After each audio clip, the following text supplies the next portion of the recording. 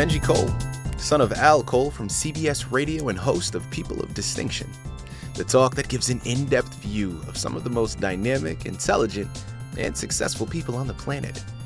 Run to our website, peopleofdistinction.org for more info, or you can always email me directly at benji@alcoleenterprises.com.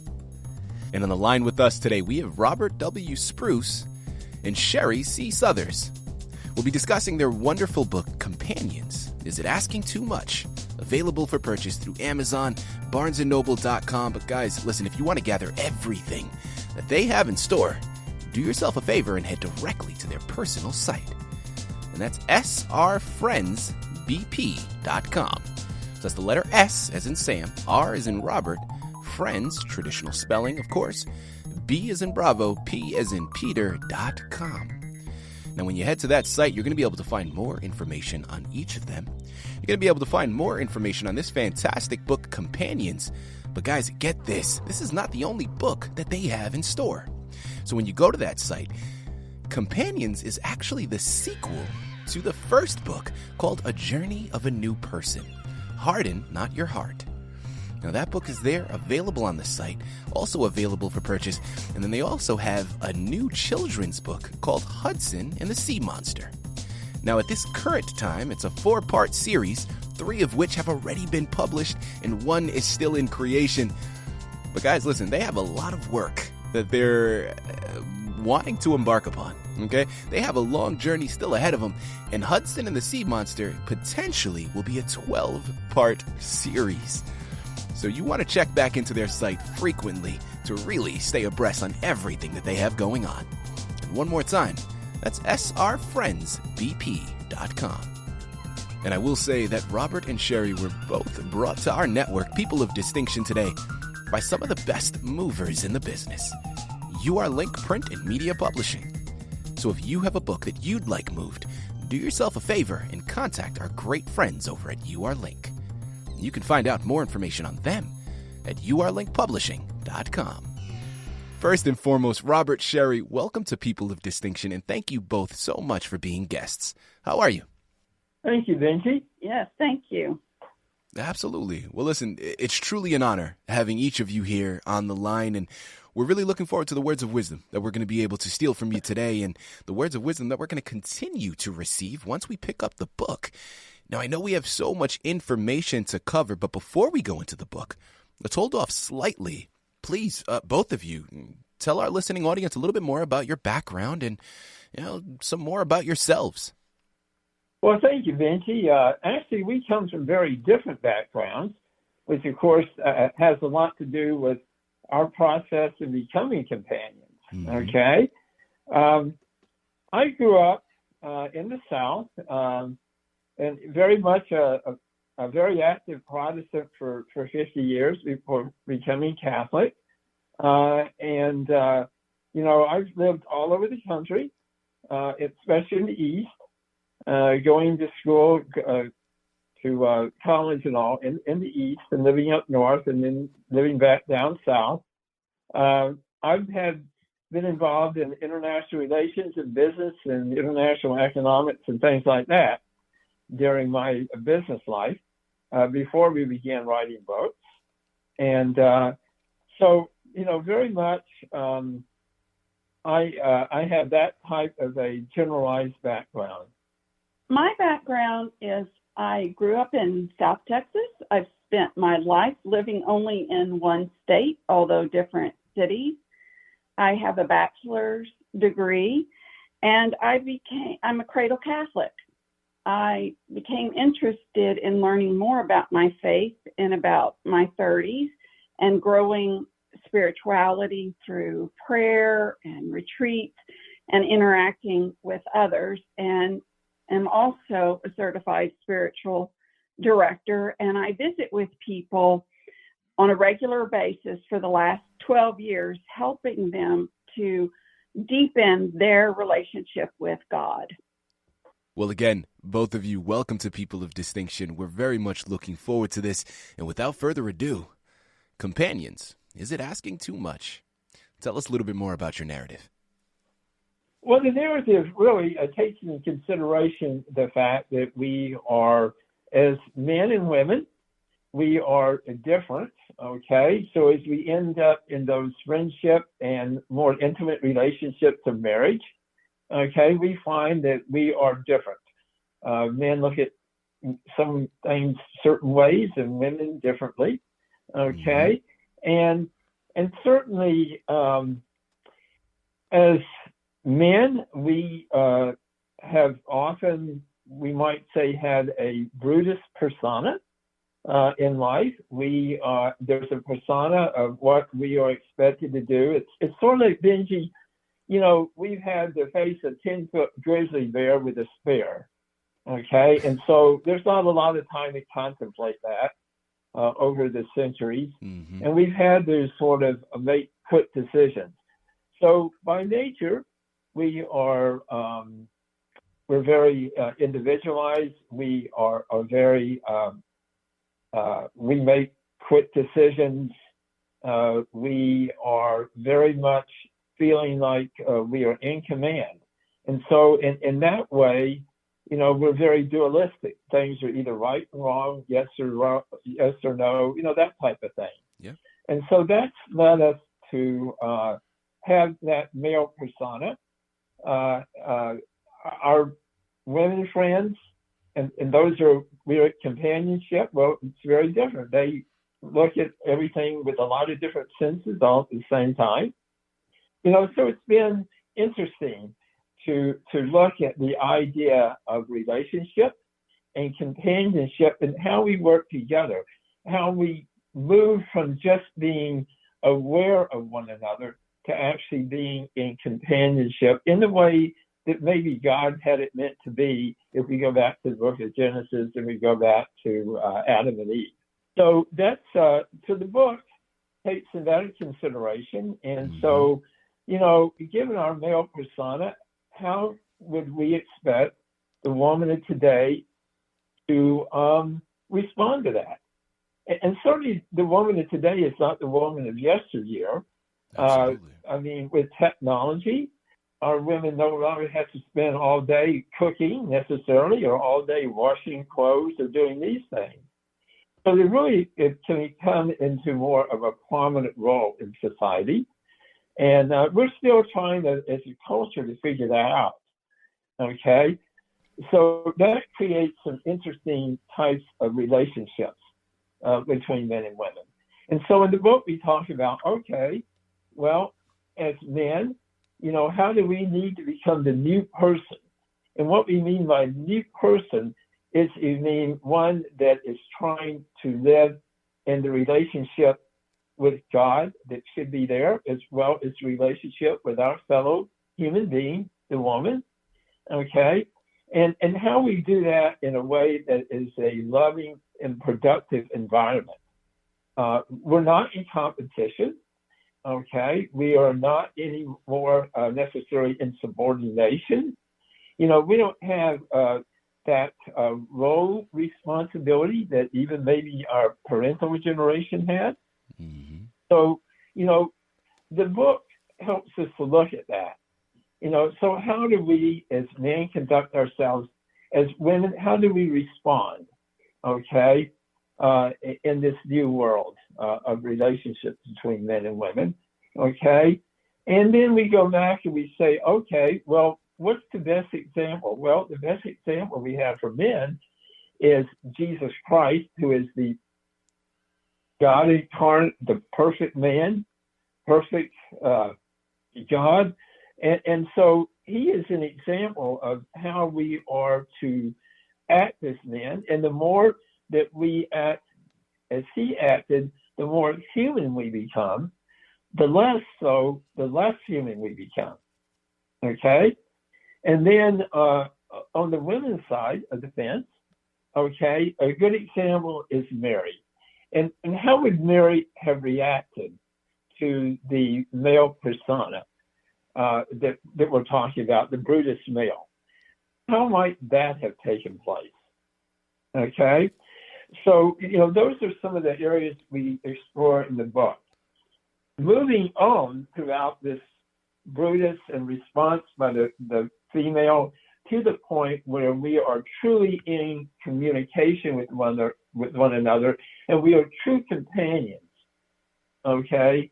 And no longer role relationship, and no longer at kind of, where we kind of, the heads knock each other, okay? If you can use that expression.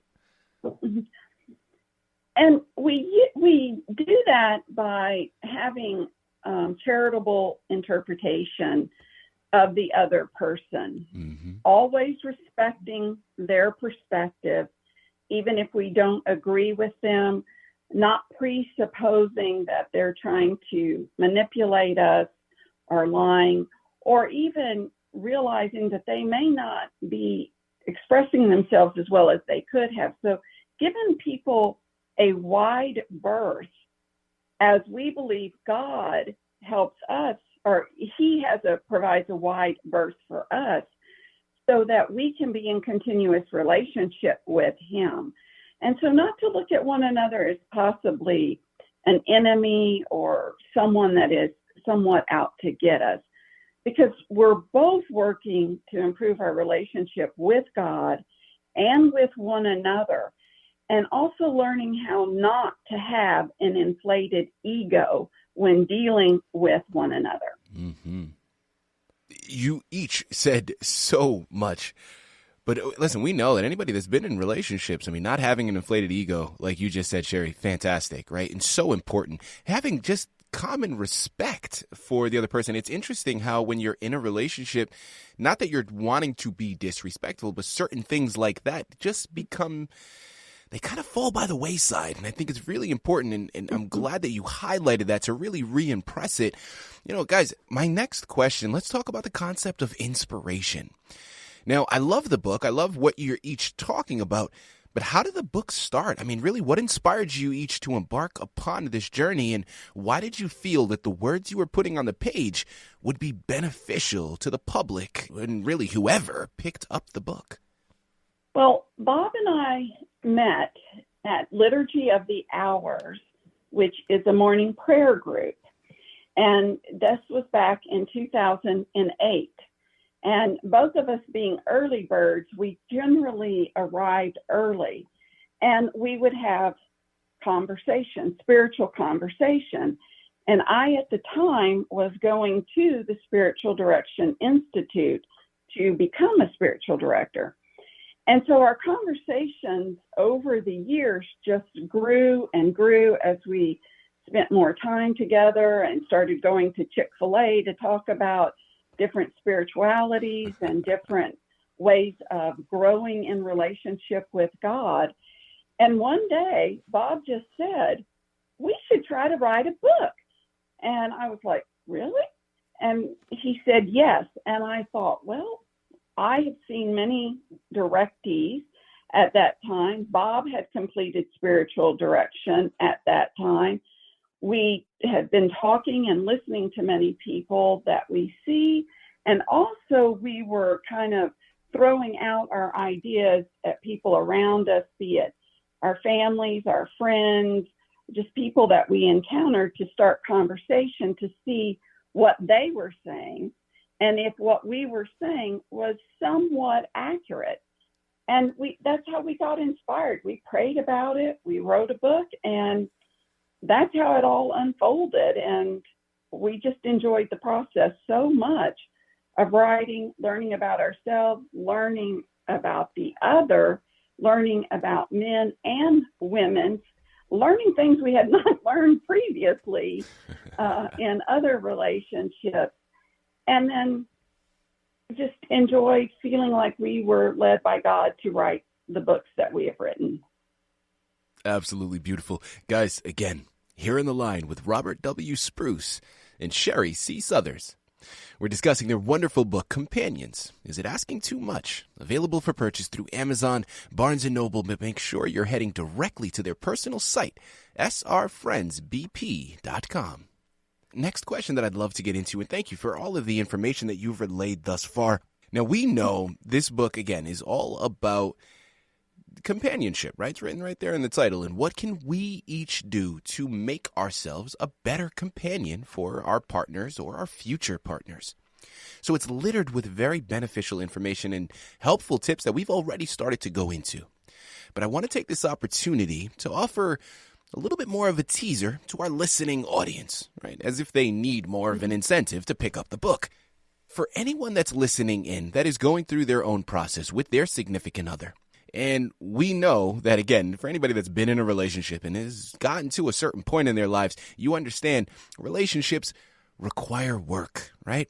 Work on ourselves, work with each other, and all of it is it's a partnership, it's a companionship. So you need to be able to be willing to put in that work. We don't live in a Disney movie, right? As much as we would love to, it doesn't happen that way, right? It doesn't go as easy. What are some words of wisdom that you can offer to help shine some light or maybe illuminate the path so that they can see the light at the end of the tunnel? Well, here's something our folks can think about, okay? We've heard about the 80-20 rule, okay? Mm-hmm. Well, we've sort of put that upside down, and we have a concept in the book of the 20-80 rule, all right? And this is, Benji, we think about, and we have our ego involved 20% of the time, and we're thinking about others 80% of the time. Now, for so many of us, it's been reversed. We think of ourselves 80% of the time, and then sometimes we allow others, and we think about them 20% of the time.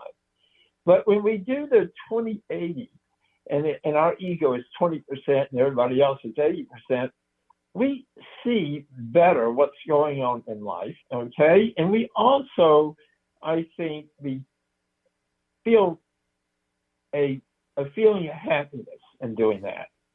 So, one thought is, as the reader has the opportunity to read through the book and all, they begin to see how maybe that works in many relationships, and not all, and particularly in those that are intimate in a companion type of environment.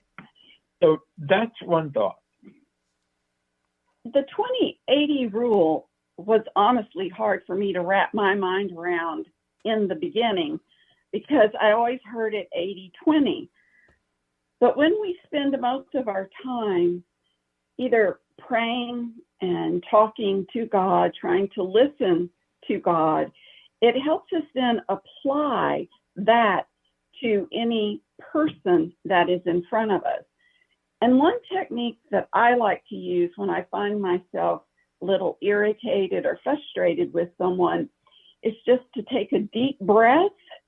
And I believe that deep breath is taking in the breath of God, and it helps sort of calm me down a bit and remember that the conversation that I am in is about the two of us and not just what my perspective is. Mm-hmm. So it helps me to breathe out, take into consideration the other, take a wide berth while talking with that individual, and maintain a healthy ego versus letting my ego drive the conversation and me possibly saying something I might not be happy with or that I might actually regret in the future. And Benji, one thing that stirs up interest, I think, on the part of the reader too, is in the appendix, we have a list of 55 questions, okay, that we could ask one another in our relationships. And they're sort of all over the board. But what they help us do is they help us look at, well, where are we in congruence with one another? And where might we be at odds with one another?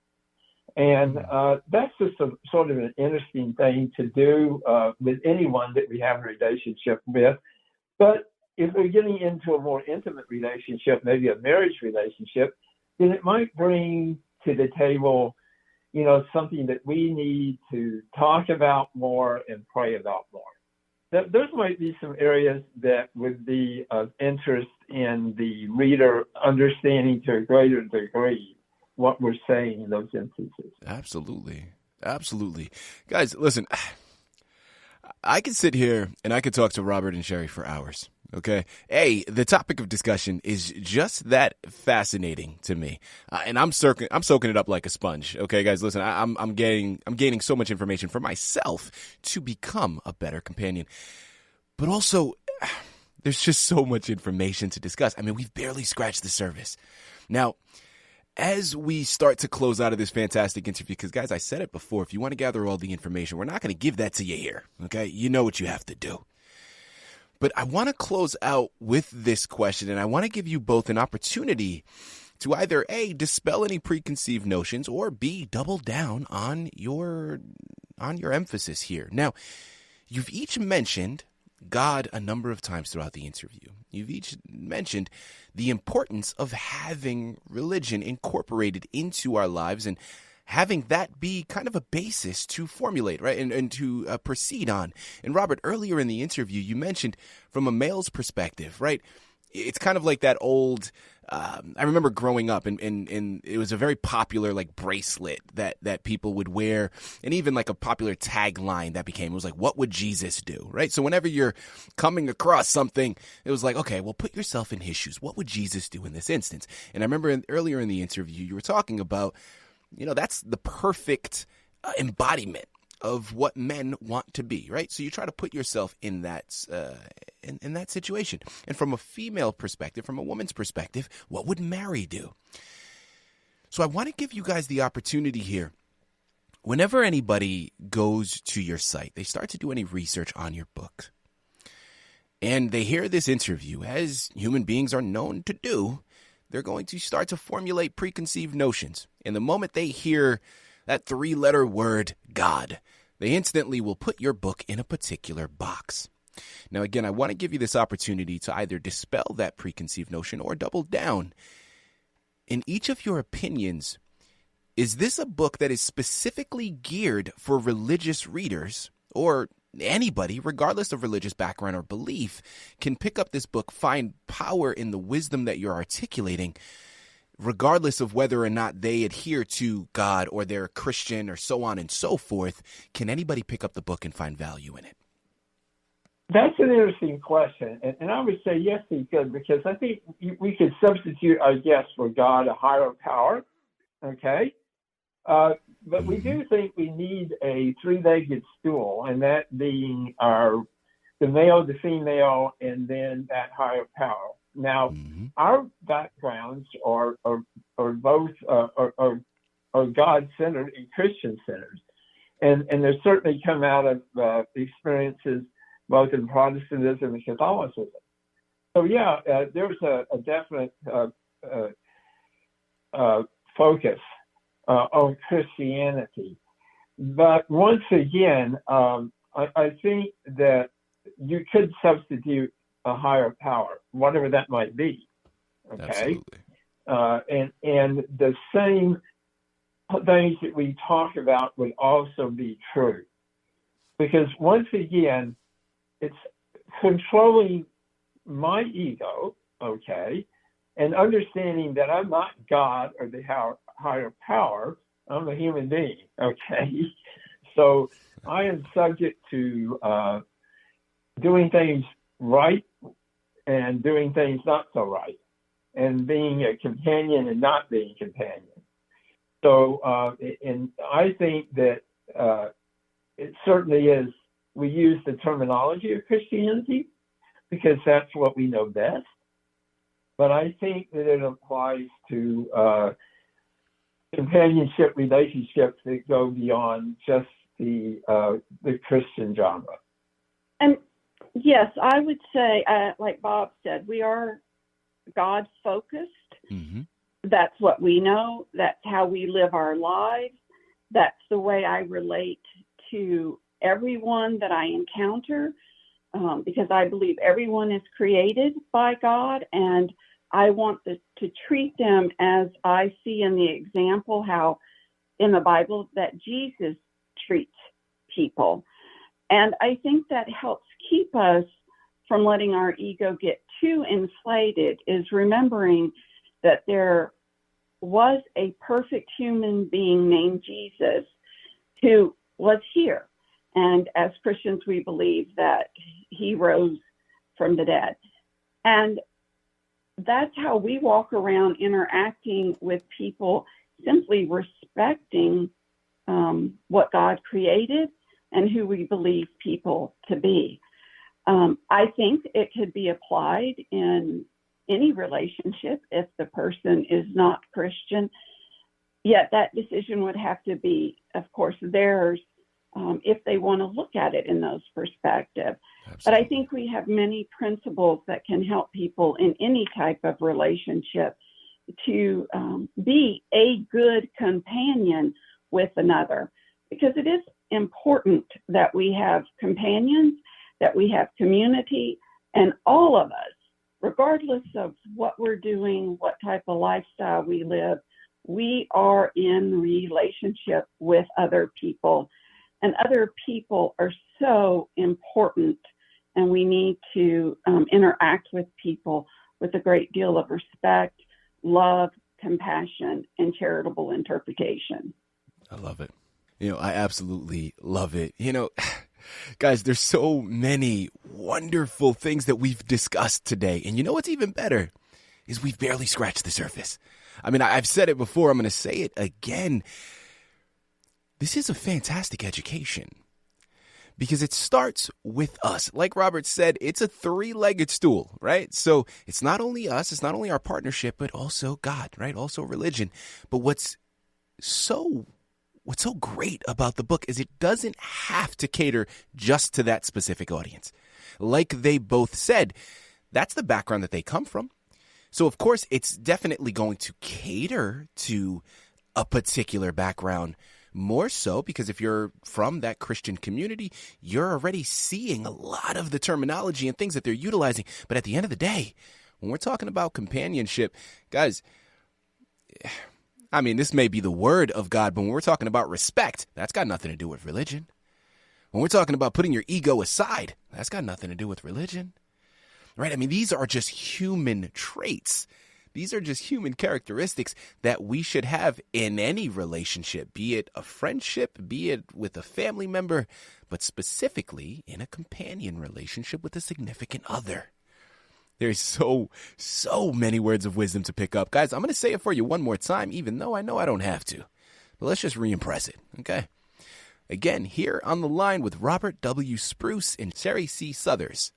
We just finished discussing their wonderful book, Companions. Is It Asking Too Much? Available for purchase through Amazon, Barnes & Noble, srfriendsbp.com. And make sure when you're heading over there, you pick up the first book in this series, A Journey of a New Person. And then you also look into Hudson and the Sea Monster and all of the other books that are in that series. And check in frequently because, as I said, there's going to be 12 potentially. So you're going to have a lot more to come back and pick up. Wonderful journeys for you to take by yourself. Wonderful journeys for you to take with your significant other, with your family, depending on the book that you choose. But even better gifts for you to get for someone else. Let's grow, let's develop, let's educate ourselves. And it starts with these wonderful books. Robert, Sherri, this has been an absolute pleasure. Thank you both for being guests with us today on People of Distinction. Thank you, Benji.